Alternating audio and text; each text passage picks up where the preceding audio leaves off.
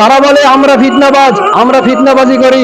আমরা যখন কোরআন এবং হাদিসের কথা বলি, সহিহ হাদিসের কথা বলি, তখন তাদের মতের সাথে যখন মিলে না, তখন বলে আমরা ফিতনাবাজ। হ্যাঁ, আমরা ফিতনাবাজ, তবে আমরা আল্লাহ ও রাসূল সাল্লাল্লাহু আলাইহি সাল্লামের পক্ষে ফিতনাবাজ। আমরা দালাল, তবে আল্লাহ ও রাসূল সাল্লাল্লাহু আলাইহি সাল্লামের পক্ষে দালাল। আর আমি তো কি ফিতনাবাজ, আমার তো একটা আমার পিতা ইব্রাহিম আলাইহিস সালাম ছিলেন বড় ফিতনাবাজ। তিনি কি করেছিলেন?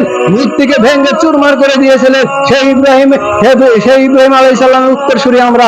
আমরা তো ফিতনাবাজ হবই, আমরা তো ফিতনাবাজ হবই। কোন পীরের কোন বুজুর্গের দালালি আমরা করি না, কোন মাযহাবের দালালি আমরা করি না, কোন মতমতের কোন মানুষের মতমতের দালালি আমরা করি না।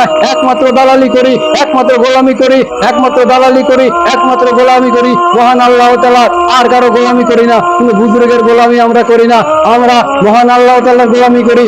এখন আপনি চিন্তা করুন, এই আসমানের পাহারাদার হচ্ছে ফেরেশতা, তারা হলো আসমানের পাহারাদার। আর মহান আল্লাহ তাআলা রাসূল সাল্লাল্লাহু আলাইহি সাল্লামের মাধ্যমে আমাদেরকেও পাহারাদার নিযুক্ত করেছেন এই দুনিয়ার। আমরা হলাম কুরআন এবং সহিহ হাদিসের পাহারাদার। সুতরাং আপনার উপরে এই দায়িত্ব আছে কুরআন এবং সহিহ হাদিসকে আঁকড়ে ধরা এবং কুরআন এবং সহিহ হাদিসকে প্রতিষ্ঠিত করা। সুতরাং মহান আল্লাহ তাআলার গোলাম হিসেবে নিজেকে প্রতিষ্ঠিত করুন, তাহলে আপনি পরকালে নাজাত পাবেন। মহান আল্লাহ তাআলা আমাদেরকে তার গোলাম হিসেবে কবুল করে নিন।